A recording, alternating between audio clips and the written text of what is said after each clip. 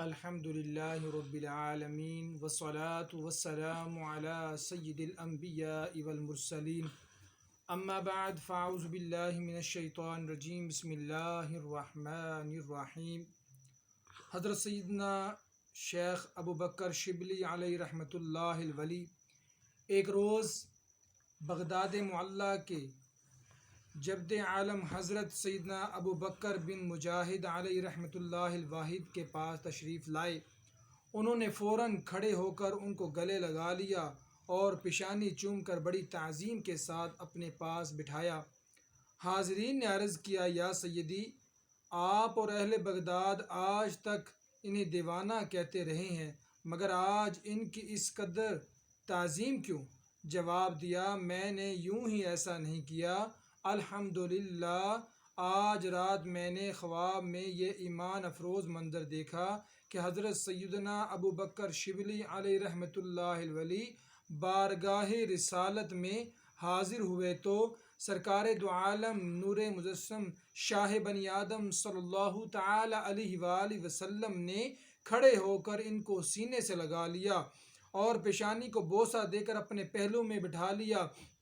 میں نے عرض کیا، یا رسول اللہ صلی اللہ تعالی علیہ وسلم، شبلی پر اس قدر شفقت کی وجہ؟ اللہ عز و جل کے محبوب صلی اللہ تعالی علیہ وآلہ وسلم نے فرمایا کہ یہ ہر نماز کے بعد یہ آیت پڑھتا ہے، لَقَدْ جَاءَكُمْ رَسُولٌ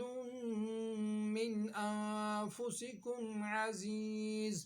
علیہ ما عنتم حریص علیکم بالمؤمنین رؤوف الرحیم۔ رسول کریم صلی اللہ تعالی علیہ وآلہ وسلم یہ آیت پڑھنے کے بعد اور اس کے بعد مجھ پر درود پاک پڑھتا ہے۔ رسول کریم صلی اللہ تعالی علیہ وآلہ وسلم کا شعبان المعظم کے بارے میں فرمان مقرب ہے،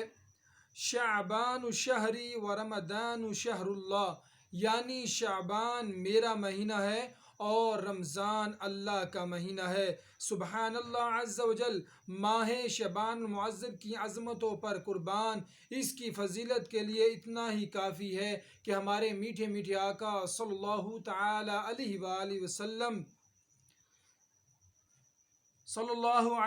وسلم نے فرمایا کہ یہ میرا مہینہ ہے۔ سرکار غوث اعظم شیخ عبد القادر جیلانی علیہ رحمۃ اللہ تعالی علیہ لفظ شعبان کے 5 حروف شین، عین، با اور نون کے متعلق نقل فرماتے ہیں۔ شین سے مراد شرف یعنی بزرگی، عین سے مراد علو یعنی بلندی، اور با سے مراد بر یعنی احسان، اور الف سے مراد الفت، اور نون سے مراد نور ہے۔ تو یہ تمام چیزیں اللہ تعالیٰ اپنے بندے کو اس مہینے میں عطا فرماتا ہے۔ یہ وہ مہینہ ہے جس میں نیکیوں کے دروازے کھول دیے جاتے ہیں، برکتوں کا نزول ہوتا ہے، خطائیں مٹا دی جاتی ہیں اور گناہوں کا کفارہ ادا کیا جاتا ہے، اور خیر البریہ سید الورا جناب محمد صلی اللہ تعالی علیہ وآلہ وسلم پر درود پاک کی کثرت کی جاتی ہے، اور یہ نبی مختار صلی اللہ تعالی علیہ وآلہ وسلم پر درود بھیجنے کا مہینہ ہے۔ حضرت سیدنا انس بن مالک رضی اللہ تعالیٰ عنہ فرماتے ہیں، شعبان کا چاند نظر آتے ہی صحابہ کرام علیہم رضوان تلاوت قرآن پاک کی طرف خوب متوجہ ہو جاتے ہیں، اپنے اموال کی زکوٰۃ نکالتے تاکہ غربائے مساکین مسلمان ماہ رمضان کے روزوں کے لیے تیاری کر سکیں، حکام قیدیوں کو طلب کر کے جس پر حد یعنی شرعی سزا جاری کرنا ہوتی ہے اس پر حد قائم کرتے، بقیہ بھی جن کی مناسب ہوا انہیں آزاد کر دیتے، تاجر اپنے قرضے ادا کر دیتے، دوسروں سے اپنے قرضے وصول کر لیتے، یوں رمضان مبارک سے قبل ہی اپنے آپ کو فارغ کر لیتے، اور رمضان شریف کا چاند نظر آتے ہی غسل کر کے بعض حضرات اعتکاف میں بیٹھ جاتے۔ سبحان اللہ عز و جل، پہلے کہ مسلمانوں کی عبادت کا کس قدر ذوق ہوتا تھا، مگر افسوس آج کل کے مسلمانوں کو زیادہ تر حصول مال ہی کا شوق ہے۔ پہلے کے مدنی سوچ رکھنے والے مسلمان متبرک ایام یعنی برکت والے دنوں میں رب الانعام عز و جل کی زیادہ سے زیادہ عبادت کر کے اس کا قرب حاصل کرنے کی کوشش کرتے تھے، اور آج کل کے مسلمان مبارک دنوں خصوصاً ماہ رمضان مبارک میں دنیا کی ذلیل دولت کمانے کی نئی نئی ترکیبیں سوچتے ہیں۔ اللہ عز و جل اپنے بندوں پر مہربان ہو کر نیکیوں کا اجر و ثواب خوب بڑھا دیتا ہے، لیکن دنیا کی دولت سے محبت کرنے والے لوگ رمضان مبارک میں اپنی چیزوں کا بھاؤ بڑھا کر غریب مسلمانوں کی پریشانیوں میں اضافہ کر دیتے ہیں۔ 100 کروڑ افسوس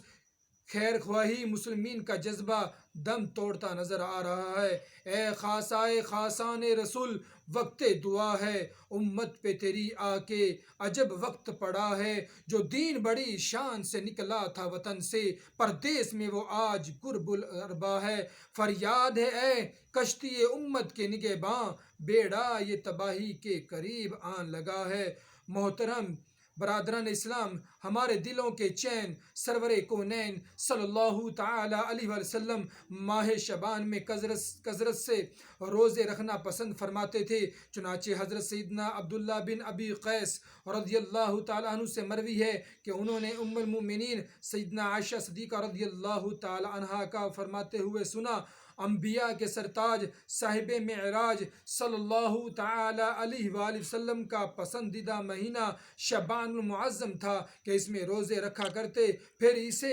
رمضان مبارک سے ملا دیتے۔ حضرت سیدنا اسامہ بن زید رضی اللہ تعالیٰ عنہ فرماتے ہیں، میں نے عرض کیا یا رسول اللہ صلی اللہ تعالی علیہ وسلم، میں دیکھتا ہوں کہ جس طرح آپ صلی اللہ علیہ وسلم شعبان میں روزے رکھتے ہیں اس طرح کسی مہینے میں نہیں رکھتے۔ فرمایا جب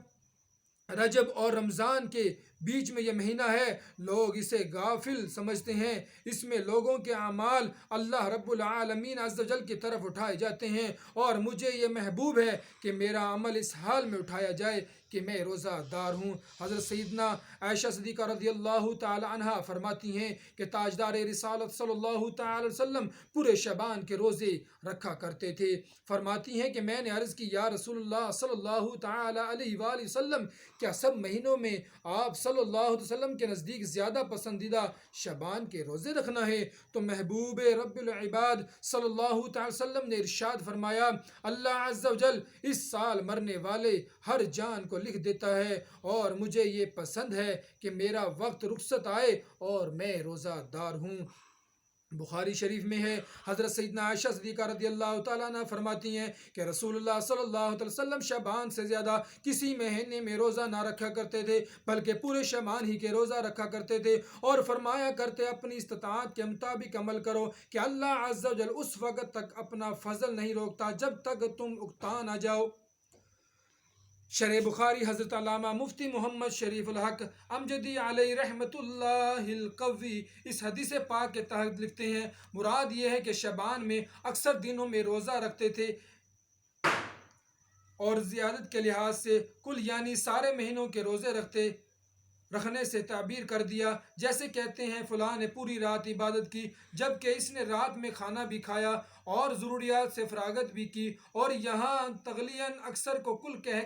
کہہ دیا۔ مزید فرماتے ہیں اس حدیث سے معلوم ہوا کہ شعبان میں جس قوت ہو زیادہ سے زیادہ روزے رکھے، البتہ جو کمزور ہو روزہ نہ رکھ سکے، کیونکہ اس سے رمضان کے روزوں پر اثر پڑے گا۔ یہی محمل مراد مقصد ہے ان حدیث کا جن میں فرمایا گیا کہ نصف یعنی آدھے شعبان کے بعد روزے نہ رکھو۔ ام المومن حضرت سیدنا عائشہ صدیقہ رضی اللہ تعالیٰ عنہ فرماتی ہیں، میں نے نبی کریم رؤوف الرحیم صلی اللہ علیہ وسلم کو فرماتے سنا، اللہ عز و جل خاص طور پر 4 راتوں میں بلائیوں کے دروازے کھول دیتا ہے۔ نمبر 1 بقرعید کی رات، نمبر 2 عید الفطر کی چاند رات، نمبر 3 شعبان کی 15ویں رات کو۔ اس رات میں مرنے والوں کے نام اور لوگوں کا رزق اور اس سال حج کرنے والوں کے نام لکھے جاتے ہیں، اور نمبر 4 ہے عرفے کی یعنی 8 اور 9 ذوالحجہ کے درمیانی رات اذان فجر تک۔ برادران اسلام، 15 شعبان معظم کی رات کتنی نازک ہے، نہ جانے کس کی قسمت میں کیا لکھ دیا جاتا ہے۔ بعض اوقات بندہ غفلت میں پڑا رہ جاتا ہے اور اس کے بارے میں کچھ نہ کچھ ہو چکا ہوتا ہے۔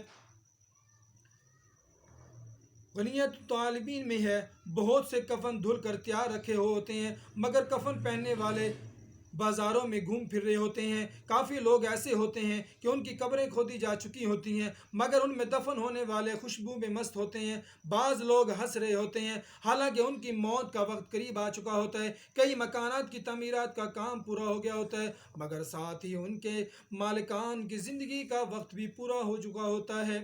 آگاہ اپنی موت سے کوئی بشر نہیں، سامان 100 برس کا ہے، پل کی خبر نہیں۔ حضرت سیدنا عائشہ صدیقہ رضی اللہ تعالیٰ عنہ سے روایت ہے کہ حضور سراپہ نور فیض گنجور صلی اللہ تعالیٰ علیہ وسلم نے فرمایا، میرے پاس جبریل علیہ السلام آئے اور کہا، شعبان کی 15ویں رات ہے، اس میں اللہ عز و جل جہنم سے اتنوں کو آزاد فرماتا ہے جتنے ہی کلب کی بکریوں کے بال ہیں، مگر کافر اور عداوت والے اور رشتہ کاٹنے والے اور کپڑا لٹکانے والے اور والدین کی نافرمانی کرنے والے اور شراب کے عادی کی طرف نظر رحمت نہیں فرماتا۔ حدیث پاک میں ہے، کپڑا لٹکانے والا کا جو بیان، اس سے مراد وہ لوگ ہیں جو تکبر کے ساتھ ٹخنوں کے نیچے تہمت پاجامہ ثواب یعنی لمبا کرتا وغیرہ لٹکاتے ہیں۔ کروڑوں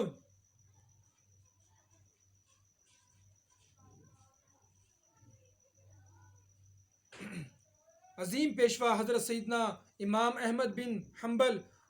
رضی اللہ تعالی عنہ نے حضرت سیدنا عبداللہ بن عمر رضی اللہ تعالی عنہما سے جو روایت نقل کی، اس میں قاتل کا بھی ذکر ہے۔ حضرت سیدنا کثیر بن مروہ رضی اللہ تعالیٰ عنہ سے روایت ہے کہ تاجدار رسالت سراپہ رحمت صلی اللہ تعالی وسلم نے فرمایا، اللہ عز و جل شعبان کی 15ویں شب میں تمام زمین والوں کو بخش دیتا ہے سوائے مشرک اور عداوت والے کے۔